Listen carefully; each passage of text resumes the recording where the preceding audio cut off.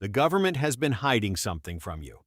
Right now, three specific quarters are being quietly pulled from circulation across the United States, not because they are worn out, not because they are old, because they contain a secret worth thousands of dollars, and most Americans are spending them every single day without knowing.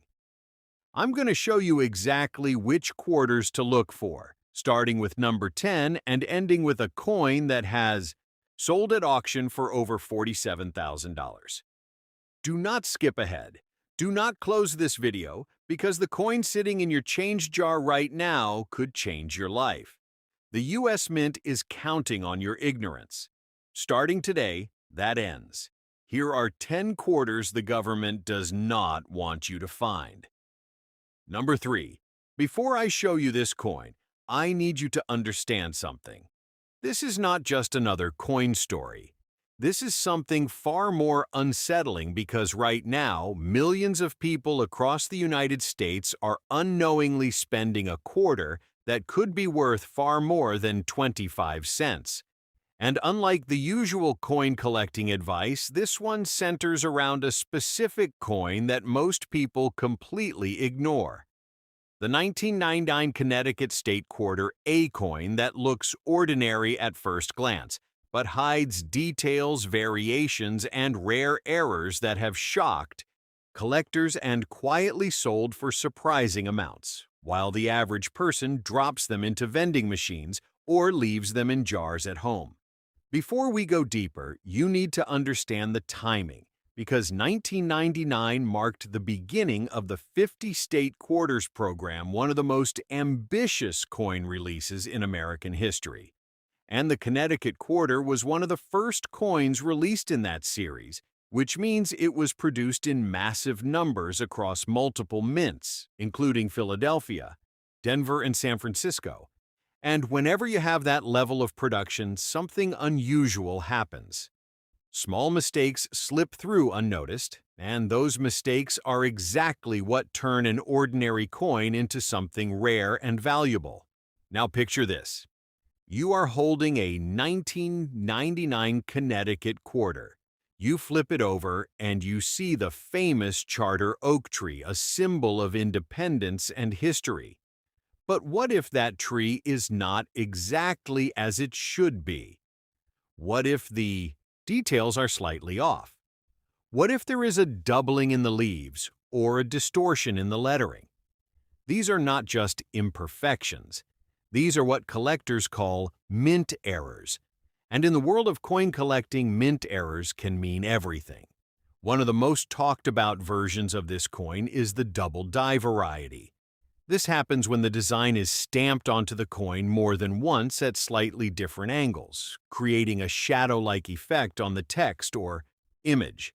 If you look closely at the words or the branches of the tree, and you notice a doubling effect, you might be holding something far more valuable than face value. And the shocking part is many of these coins went into circulation before anyone noticed.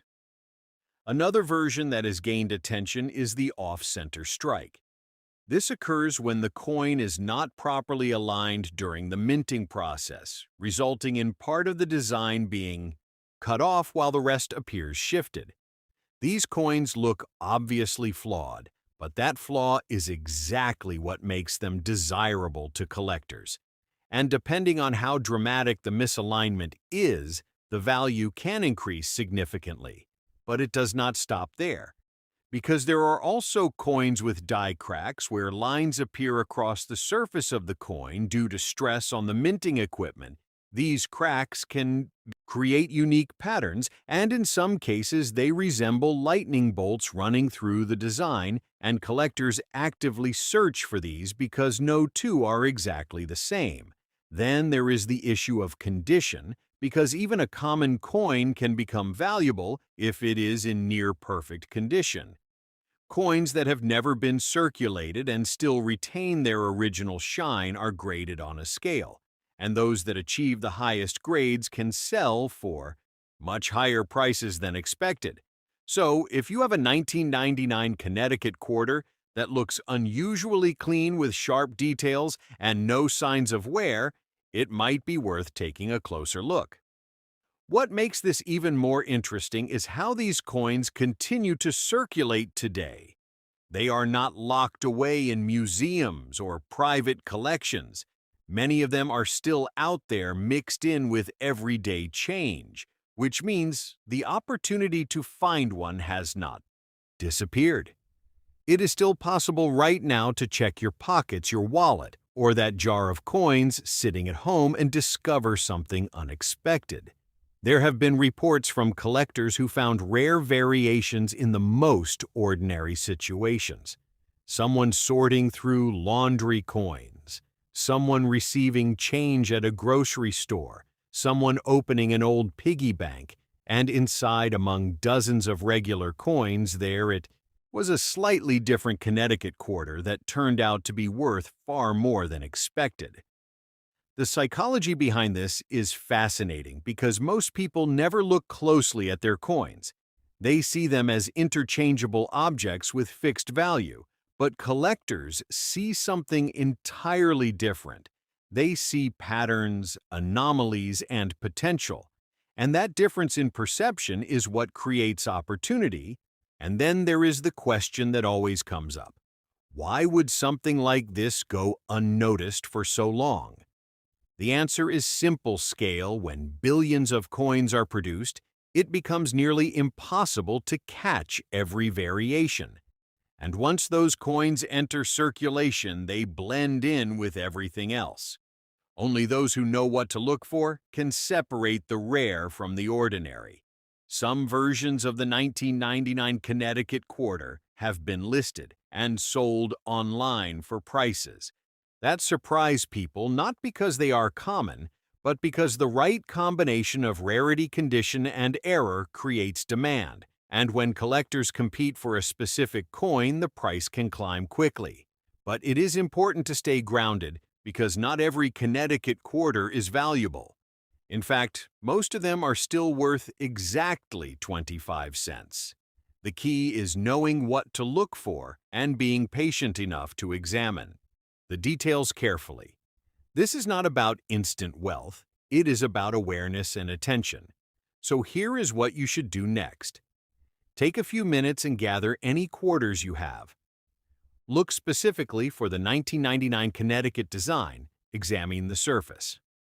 Under good lighting, check for doubling in the text or tree. Look for misalignment or unusual markings. Pay attention to the edges and the overall condition. If something looks different, set it aside and research further, or have it evaluated. The idea that something valuable could be hiding in plain sight is what makes this so compelling, because it challenges the assumption that everyday objects are always ordinary. Sometimes they are not. Sometimes they carry stories of mistakes, timing, and rarity that transform them into something much more interesting. This is where the story takes a darker and more surprising turn, because by the time you reach the 2001 Kentucky State Quarter, you are no longer just looking at an ordinary coin. You are looking at a piece of history that millions of people have handled without ever realizing that some versions of it carry unusual details, rare errors, and hidden value that collectors have been quietly chasing for years. The 2001 Kentucky Quarter was part of the same ambitious state quarters program that reshaped modern coin collecting in America, and it features one of the most recognizable images in the series, the stately home of Abraham Lincoln known as Federal Hill, along with a thoroughbred horse standing in the foreground, a design meant to capture the spirit of the state. But within that design lies a world of subtle differences and overlooked variations that most people never noticed. What makes this coin so intriguing is not just its appearance, but the conditions under which it was produced. Because like many coins from that era, it was struck in enormous quantities at multiple mint locations. And whenever production reaches that scale, the chances of anomalies increase dramatically. Small shifts in alignment pressure or die condition can create coins that look almost identical at a glance, but reveal something entirely different when examined closely. One of the most talked about discoveries involving the 2001 Kentucky Quarter is the presence of doubling in certain areas of the design. This can appear in the lettering in the outline of the horse, or even in the details of the building itself. And while it may be difficult to spot without magnification, it is exactly the kind of feature that collectors look for because it indicates a variation that was not intended in the original design. Imagine looking at the words on the coin and noticing that the letters seem to have a faint shadow as if they were stamped twice. That is not just a visual quirk. It is a clue that the coin may have been struck using a double die. And coins like that can stand out in a collection, especially when they are confirmed and preserved in good condition. Then there are the off-center strikes, which are among the most visually striking errors you can find on any coin, including the Kentucky, begin to wear down or fracture under pressure, creating raised lines or blobs on the surface of the coin. Sometimes these marks cut across important parts of the design, altering the appearance of the horse or the building in subtle but noticeable ways. And because each crack develops differently, every affected coin becomes unique. And then there is something even more subtle, something that requires patience and attention to detail. Small differences between coins minted in Philadelphia and those minted in Denver. These differences can include slight variations in strike quality, texture, and detail, and while they may seem minor, they can influence how collectors evaluate a coin, especially when combined with other factors like condition and rarity. Condition plays a critical role in determining value, and this is where many potential treasures are overlooked, because a coin that has been in circulation for years will show signs of wear, scratches, dullness, and fading details. But if you happen to come across a 2001 Kentucky Quarter that looks unusually sharp with crisp lines and a bright surface, it could be worth much more than its face value, particularly if it also exhibits one of the rare features already mentioned. There is also the world of proof coins, which were specially made for collectors using polished dies and planchets.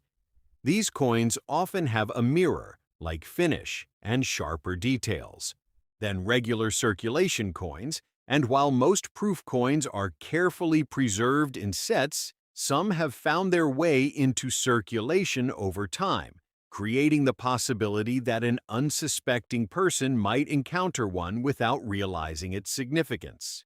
What makes all of this even more fascinating is how these coins continue to move through everyday transactions. They are passed from hand to hand, used in vending machines, dropped into tip jars, and stored in drawers across the country. And within that constant movement lies the possibility that a rare variation could appear anywhere at any time, waiting for someone who knows what to look for. There have been stories shared among collectors about unexpected finds, someone sorting through loose change late at night, someone rolling coins for a bank deposit, someone casually inspecting a handful of quarters and noticing something slightly different about one of them. That moment of curiosity, that decision to look closer, can be the difference between overlooking a rare coin and discovering something truly interesting. But there is an important truth that needs to be understood. Because while these stories can be exciting, not every 2001 Kentucky Quarter is valuable. In fact, the vast majority comes from specific conditions, specific errors, and specific levels of preservation, and without those factors, the coin remains part of the ordinary flow of currency. So the real takeaway is not that there is hidden treasure everywhere, but that knowledge changes perception once you understand what to look for. You begin to see details that others miss. You become more attentive, more curious, and more aware of the small differences that can transform an everyday object into something worth investigating. Now the story moves forward again, and this is where things become even more unexpected, because by the time you reach the 2014 Everglades Quarter, You are no longer dealing with older coins that people assume might be rare. You are looking at something modern, something recent, something that people still see every single day. And that is exactly what makes it so easy to overlook. The 2014 Everglades Quarter was released as part of the America the Beautiful Quarters program, and it features a striking design of a great white heron standing in the wetlands, a scene tied to the vast ecosystem of Everglades National Park, a place known for its unique wildlife and natural beauty. But beneath that calm and natural imagery, there are details and variations that have quietly captured the attention of collectors who know exactly what they are searching for. What makes this coin particularly fascinating is the fact that it is still relatively new, which means many people assume it cannot possibly be valuable. Yet that assumption is exactly why certain versions of this coin continue to slip through unnoticed, because when something feels common, people stop paying attention to it. But here is where things begin to shift, because during the production of these quarters, billions were struck across different mint facilities. And just like with earlier coins, the sheer volume created opportunities for subtle mistakes and unusual characteristics to appear. These are not dramatic flaws that jump out immediately. They are often small, almost invisible details that require patience and careful observation. One of the most talked about features among collectors involves die chips and die breaks that appear on the surface of the coin. Sometimes these show up as raised bumps or irregular shapes near the heron or within the water design, and while they might look like minor imperfections, they can actually represent a specific stage in the life of a minting die, making each affected coin part of a limited group. Then there are coins that display slight doubling in the inscriptions or design elements. This doubling can be extremely faint, requiring magnification to see clearly, but once identified, it becomes a key indicator that the coin may belong to a recognized variety. And those varieties are what collectors actively search for because they add uniqueness to a collection. Another detail that has drawn attention is the quality of the strike, because not all coins are struck with the same level of sharpness. Some appear soft with blurred details, while others show exceptionally crisp lines, especially in the feathers of the heron and the texture of the water. Coins with stronger strikes and cleaner surfaces are often more desirable, particularly if they have been preserved in excellent condition. And then there is the factor of mint marks, because coins produced in Philadelphia, Denver, and San Francisco can each exhibit subtle differences in appearance, and finish-proof versions from San Francisco, in particular, can have a mirror-like background and frosted design, creating a dramatic contrast that stands out immediately. If one of these coins somehow enters circulation, it can easily be mistaken for a regular quarter by someone who is not paying close attention. What adds another layer of intrigue is how these coins continue to circulate freely. They are not rare in the traditional sense of being hard to find, but specific variations within them are far less common, and that creates a situation where valuable pieces can exist alongside ordinary ones without anyone noticing the difference.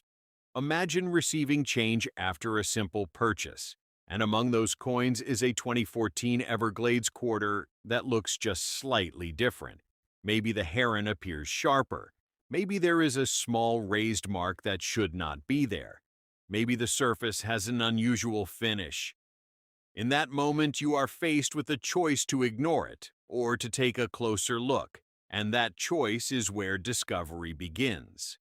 Collectors often describe the excitement of finding a coin like this as a moment of everyday objects to recognizing them as pieces of a much larger story.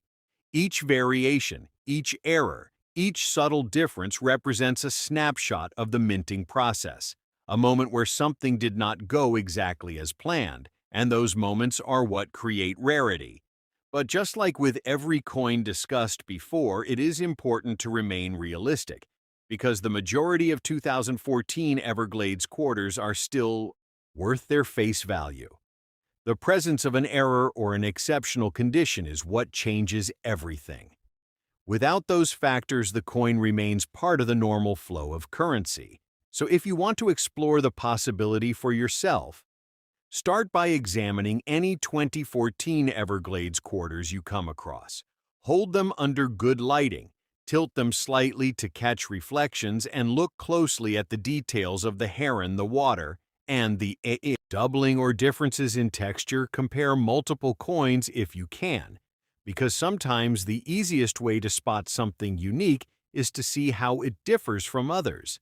And as you continue this process, you may begin to notice something unexpected, not just about the coins, but about your own perspective. You start to pay more attention to small details. You become more curious, more observant, and more engaged with the objects that pass through your hands every day.